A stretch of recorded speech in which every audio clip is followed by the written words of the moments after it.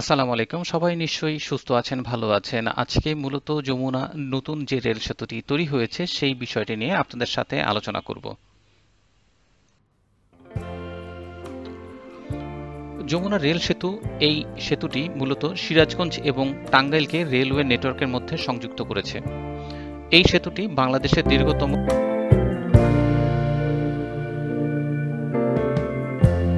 Lighten up. এই সেতুটি বাংলাদেশের দীর্ঘতম একক রেল সেতু, যেটি 2020 সালের অক্টোবর পর্যন্ত বর্তমান যমুনা সেতু দিয়ে প্রতিদিন 44 ট্রেন পারাপার হতো। যেহেতু সেতুটি 20 কিলোমিটার গতিসীমা নির্ধারণ করা হয়েছিল, যার ফলশ্রুতিতে প্রচুর সময় লাগতো প্রত্যেকটি ট্রেনের, এবং আপনার ট্রানজিটের জন্য বসে থাকতে হতো একটি ট্রেনকে। অর্থাৎ একটি ট্রেন যখন যমুনা ব্রিজের উপর দিয়ে সিরাজগঞ্জ থেকে টাঙ্গাইলে বা টাঙ্গাইল থেকে সিরাজগঞ্জের পাশে যখন চলাচল করত, ঠিক তখন আরেকটি ট্রেন অপেক্ষা করত কখন ওই ট্রেনটি আপনার নির্ধারিত স্টেশনে আসবে, তারপরে তারা ক্লিয়ারেন্স পাবে, দেন তারা আবার সেতুতে আসবে। এই নতুন সেতু হওয়ার ফলে সেই সমস্যাটি আর থাকলো না, এবং এই সেতুটি হওয়ার কারণে এখন খুব দ্রুত সময়ের মধ্যে এপার ওপার মানুষ চলাফেরা করতে পারবে। I wanna hear about everything you're ever.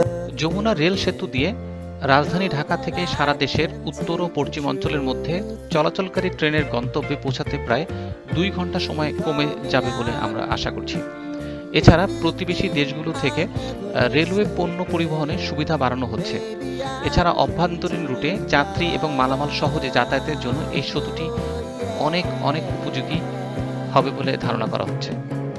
এছাড়া সেতুটি সার্ক, বিমস্টেক, এসএসি এবং অন্যান্য আঞ্চলিক এবং উপ আঞ্চলিক রেলপথ এবং ট্রান্স এশিয়ান রেল নেটওয়ার্কের মধ্যে একটি গুরুত্বপূর্ণ সংযোগ স্থাপন করে। Not here if you just need to cry. Come love, share my pillow and rain, rain, go away. এবার আসি নির্মাণ প্রক্রিয়া নিয়ে।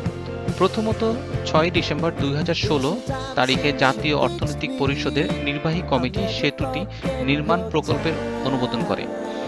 এজন্য বাংলাদেশ সরকার 9,734 কোটি টাকা ব্যয়ে প্রকল্পটি হাতে নিয়েছে, যার মধ্যে 7,724 কোটি টাকা জাপানের উন্নয়ন সংস্থা Japan international cooperation agency JICA.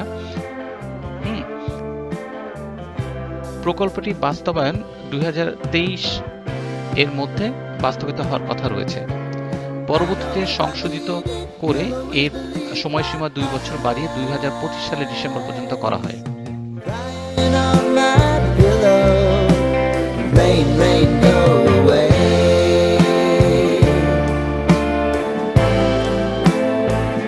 Rain, rain, go away.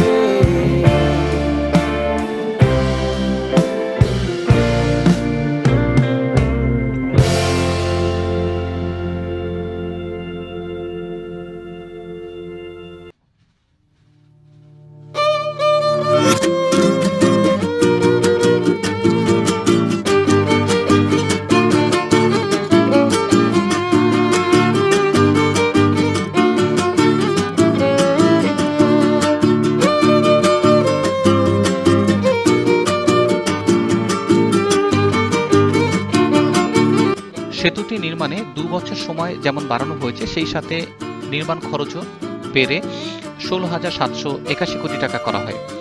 এই নির্মাণ ব্যয়ের 72% ঋণ সহায়তা দেবে জায়গা। প্রকল্পটি বাস্তবায়ন করবে বাংলাদেশ রেলওয়ে। এই প্রকল্পটি যথাক্রমে পূর্ব ও পশ্চিম অংশের ওটিজে জয়েন্ট ভেঞ্চার এবং আইএইচআই এসএমসিসি জয়েন্ট ভেঞ্চার দ্বারা পরিচালিত হয়েছে।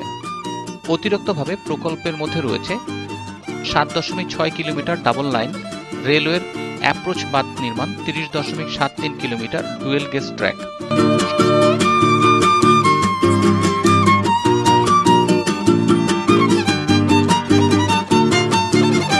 16টি ভায়াডাক্ট এবং যমুনা সেতুর পূর্ব ও পশ্চিম স্টেশনের জন্য ইয়ার্ড সংস্কার করা।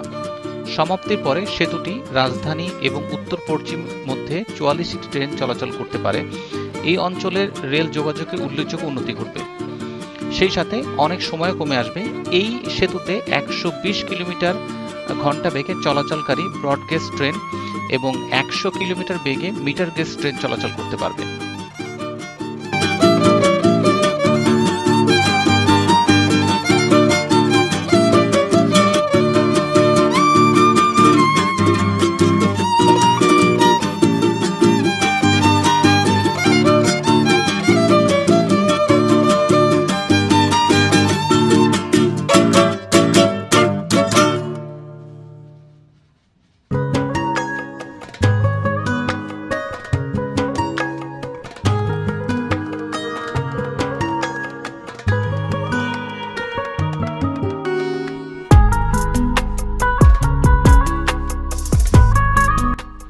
আপনারা একটু খেয়াল করলে দেখবেন রেল লাইনের দুপাশে প্রচুর গাছ লাগানো হয়েছে। পূর্বে থেকে কিছু গাছ ছিল এবং পরবর্তীতে আরো নতুন করে অনেক বৃক্ষরোপণ করা হয়েছে।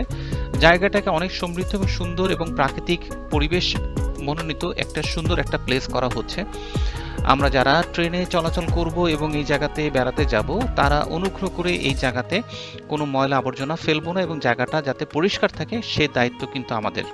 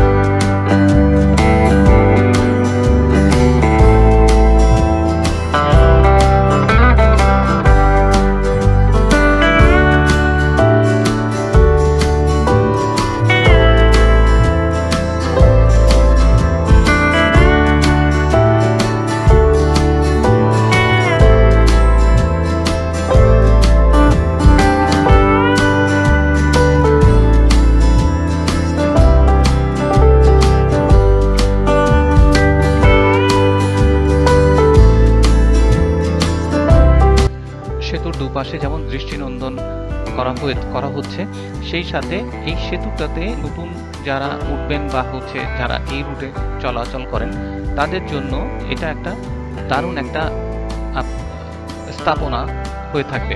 এবং এই সেতুতে 120 কিলোমিটার বেগে ট্রেন চলাচল করার জন্য এটা অলমোস্ট 4 থেকে 5 মিনিটের মধ্যে এপার থেকে ওপার চলে যাওয়া সম্ভব হচ্ছে, যেটা আগে যমুনা সেতু দিয়ে চলাচল করার সময় অত্যন্ত ধীরগতিতে এবং অনেক সময় লেগে যেত।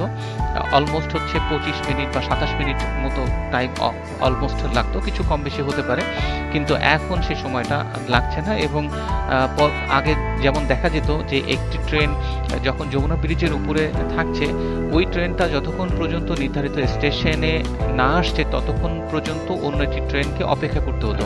এতে করে দেখা যেত কোনো কোনো ক্ষেত্রে 1 ঘন্টা, কখনো 30 মিনিট বা কখনো তার চেয়ে অনেক বেশি সময়ও এখানে লেগে যেত, যে সময়টা পরবর্তীতে ট্রেনের শিডিউলটাকে বিপর্যয় করে ফেলতো এবং মানুষের যাত্রাটাকে যে সুন্দর আনন্দময় সেটা থাকতো না। কিন্তু এখন মানুষের এই ট্রেনের চলাচলটাকে অনেক মসৃণ হবে, সময়টা কম নিবে এবং যাত্রাটাকে অনেক সুন্দর হবে। এবং সেই সাথে যারা এই ট্রেনে চলাচল করবে, বিশেষ করে দিনের বেলাতে, তারা দুই পাশের সৌন্দর্য, অনেক প্রাকৃতিক সৌন্দর্য সেটা উপভোগ করতে পারবে বলে আমার ধারণা।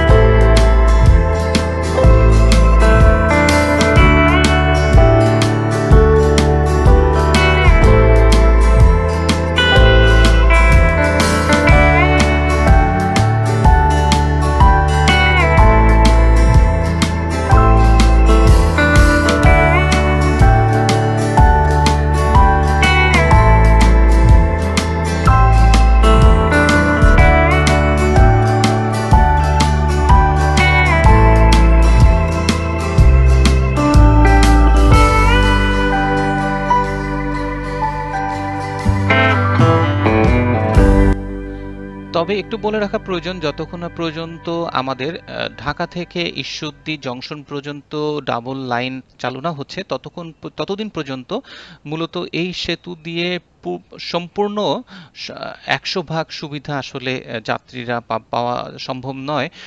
কারণ বিভিন্ন ট্রেন গুলো যখন বিভিন্ন টাইমে চলাফেরা করে তখন বিভিন্ন ট্রানজিটের একটা বিষয় তখন থাকে, যার ফলশ্রুতিতে একটি ট্রেন কখনো কখনো বিভিন্ন স্টেশনে ওয়েট করতে হয় আরেকটি ট্রেন পাঁচ করার জন্য, মানে সেটাকে ক্লিয়ারেন্স করার জন্য, রোড ক্লিয়ারেন্সের জন্য।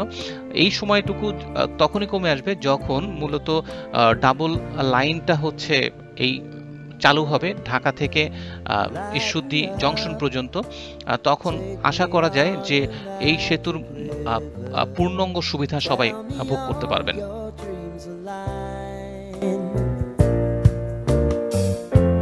Sign me up and tell me about the people that you know who are trying to feel alive.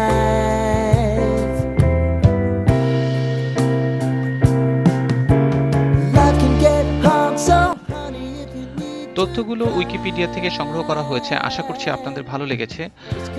আমি আপনাদের কাছে বিনীতভাবে অনুরোধ করব, যদি আপনাদের কাছে ভালো লেগে থাকে তাহলে অনুগ্রহ করে লাইক, সাবস্ক্রাইব করবেন এবং পাশে থাকবেন।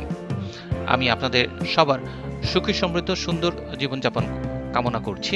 সুস্থ থাকুন, ভালো থাকুন। আল্লাহ হাফেজ। আসসালামু আলাইকুম। I wanna hear about everything you're